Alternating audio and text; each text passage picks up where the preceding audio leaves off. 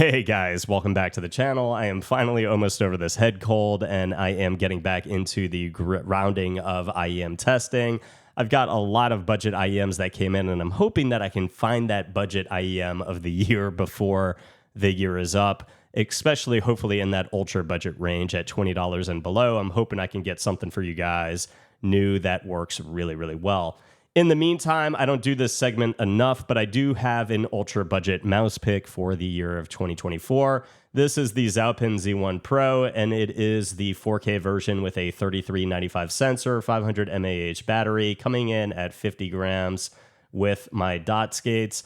The Zaopin Z1 Pro, the reason I love it so much is because it's really the only mouse shape on the market that gets very, very close to the Razer Orochi V2. We saw with the Fantech Aria that same kind of essence, but it's a little bit more of a variance of the Razer Orochi because it's a little bit wider, it's a little bit higher, and the surface area is just not quite as similar at the width of the hump as the Zaopin Z1 Pro is to the Razer Orochi.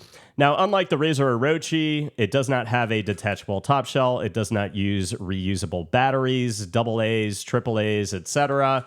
It is a rechargeable mouse, again, with that 500 mAh battery. The size and shape is, again, close enough to the Razer Orochi to feel right about spot on with it grip-wise. And the reason why the Razer Orochi has always worked for me so well performance-wise is because of that surface area of the hump through the mid-body of the mouse. What that does for me is kind of like what I was talking about with the HitScan mouse, but I get this when I need to hunker down on the Razer Orochi V2. I get this really stable base because of the amount of surface area that the bottom of my palm touches. I get from about here to my pinky finger as a base to hunker down on, and I get about the same on the Zaopin Z1 Pro. That, for me, makes for a very good egg shape and fingertip mouse because I can whip it around when I need to and get those really nice, solid-feeling Mastiff shots, wingman shots in Apex, etc. And then when I need to spray and spray transfer with a Flatliner 301, I've got that stable base to hunker down and have that hybrid-type style grip that just works for me really, really well in-game. It's for that reason that the Razer Orochi V2 for me was the best egg-shaped mouse on the market.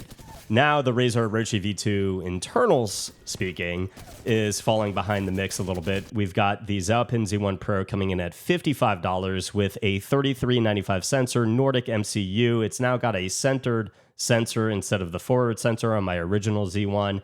And the mouse, just structurally speaking from Zaopin, is one of the most solid mice in this ultra budget range. The thing doesn't budge at all. It is built like a tank. Zaopin is one of those companies from the mice that you have as selectable options from MetKeys when you're browsing for these ultra budget mice. They're a company that just has solid build quality and performance that matches what the internals are. When I'm whipping this around in game, again, I have a absolutely phenomenal performance and a performance that out of any mouse that I've received from MetKeys would be the only one right now that is probably able to compete, in my mind, for what I like, able to compete with my top 5 mice in those spots for my top 5 mice. And again, those mice are much more expensive than the Zaopin Z1 Pro.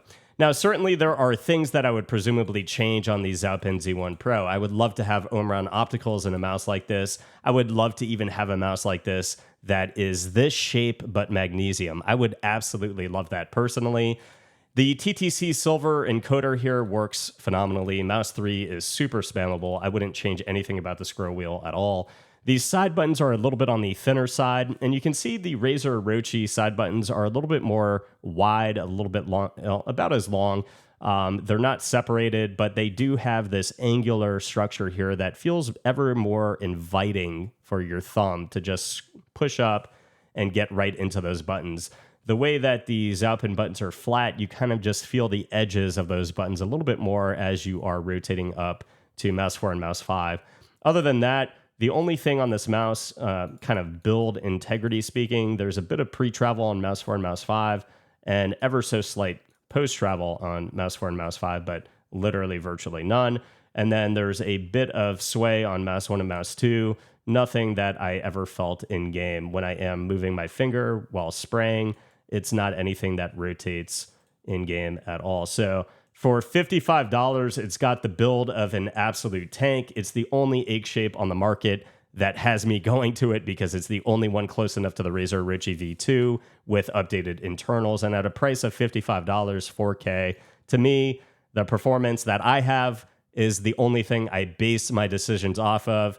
And for the mice that I've had from MechKeys, the ultra budget mice, the Zaopin Z1 Pro is the best performer for me at the 60 and under price point. And guys, I also received the Zaopin Z2. This is the Nacho Customs collab colorway. I've already reviewed the Z2 and I actually said some very positive things about it. I'm going to leave the link to the full Z2 review down below and you guys can take a look at that. But I remember thinking that it was more so akin to something like a G Pro Superlight shape, modified ever so slightly to be slightly ergonomic. So if you're looking for like a bigger G Pro Superlight shape, again, slightly modified for some more ergonomic curvature on the right side for your ring and pinky finger, and a little tiny bit on the thumb side, you could certainly check out the Zaopin Z2. It is not like this traditional ergo shape and style that works a little bit better for me, admittedly. The Vaxi E1 obviously having more of an EC2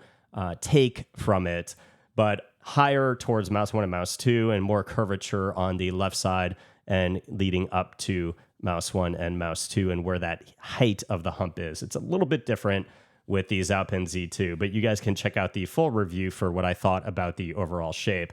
In terms of this collab colorway, though, this is packing at $65. It's got a Nordic MCU, a 3395 sensor, 500 mAh battery, TTC gold switches, and everything is implemented fairly well. The weight balance, I feel, is maybe a little bit towards the bottom, but fairly neutral. And in terms of the build integrity, it's exceptionally good, just like the Z1 Pro.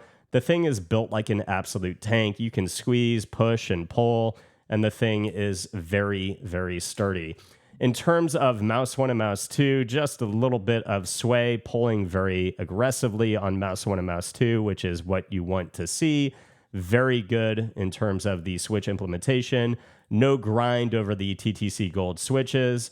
And mouse 1 and mouse 2, just a bit of pre-travel, slight post-travel, and a little bit of pre-travel on mouse 1 and mouse 2, and just a bit of post-travel. So the overall build integrity, just as good as it was on my original Z2. You guys know that Nacho Customs is a very good friend of mine, so I'm not going to do a full review of the Z2 Nacho Customs Edition. Plus, I've already got a review of the Z2, and I just don't have any difference in my opinions or impressions. But to give you guys a little bit of a showcase of that design, y'all can see that avatar and the white mixed with that pink on the mouse. I think it looks pretty great, especially if you're a fan of Nacho Customs or a fan of that avatar spray paint type theme. So guys, that is it for this one. Just a little showcase on the Nacho Customs Z2, putting the Z1 Pro in the ultra budget best of 2024. I'll definitely have some more categories going out for videos upcoming towards the end of this year. And Razer, if you're listening, please give us a Razer Orochi V2 Signature Edition in magnesium. Give it the love that you gave the Viper Mini Signature Edition, because the Orochi V2 is seriously the best egg shape on the market. I hope it helped, guys. If it did, please leave a sub to the channel. I'll see you guys in the next review. Peace.